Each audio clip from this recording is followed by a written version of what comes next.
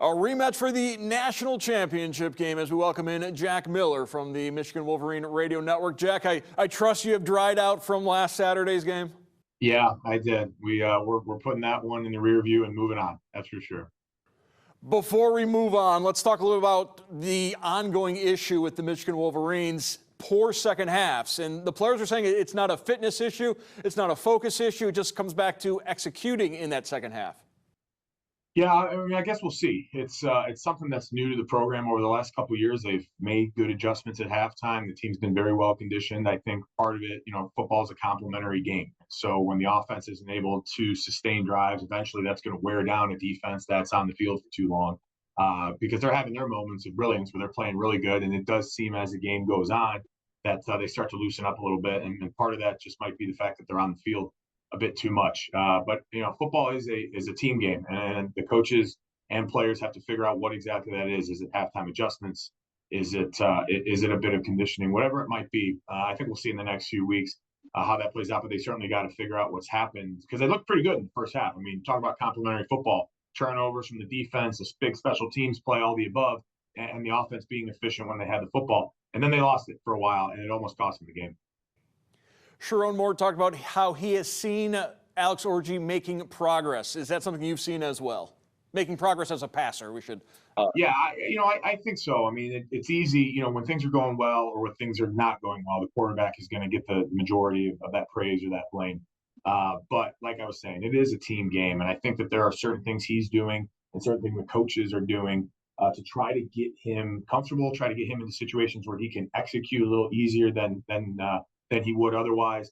The wide receivers play a factor in this too. I think they've struggled to get open. I think that there's not a lot of big body, strong wide receivers that can get separation and get away from guys. And so, with Alex Orji, he wants to be, he's not necessarily a pocket passer. He wants to be running around. And when you roll a guy out to one side of the field or the other, it basically takes away the other half of the field to those other receivers out there. So if you're not running really good routes, you only got a couple options, and then you're forced to tuck and run. So, there's probably plenty of blame, so to speak, to go around for everybody. It's a team game, and they're going to have to figure out together what they can do to get better incrementally so that they got a chance come November.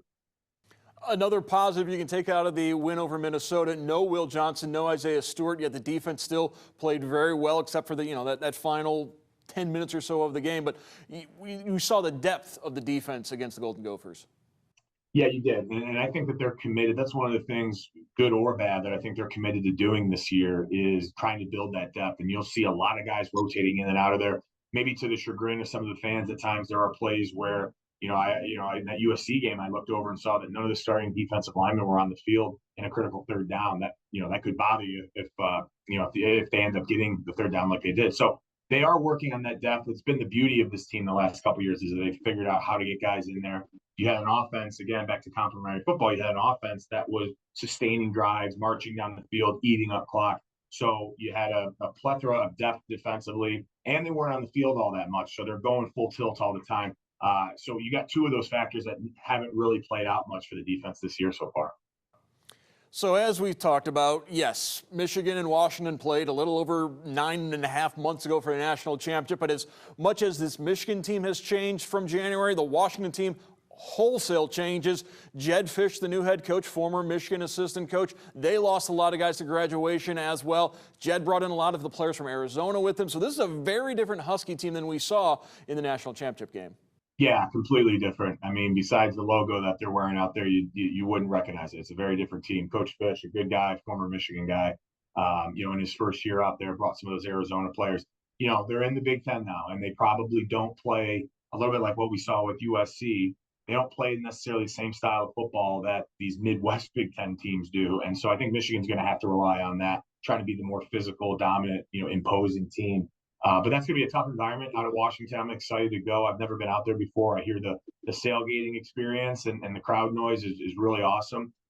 Michigan's going to have their work cut out for them. Washington went to Rutgers last week, outplayed Rutgers basically in every way that they possibly could and still found a way to lose that game. So that's going to be a dangerous Washington team coming off of a loss like that. All you want to do is get back out on the football field and avenge that, right, and play better and find a way to win.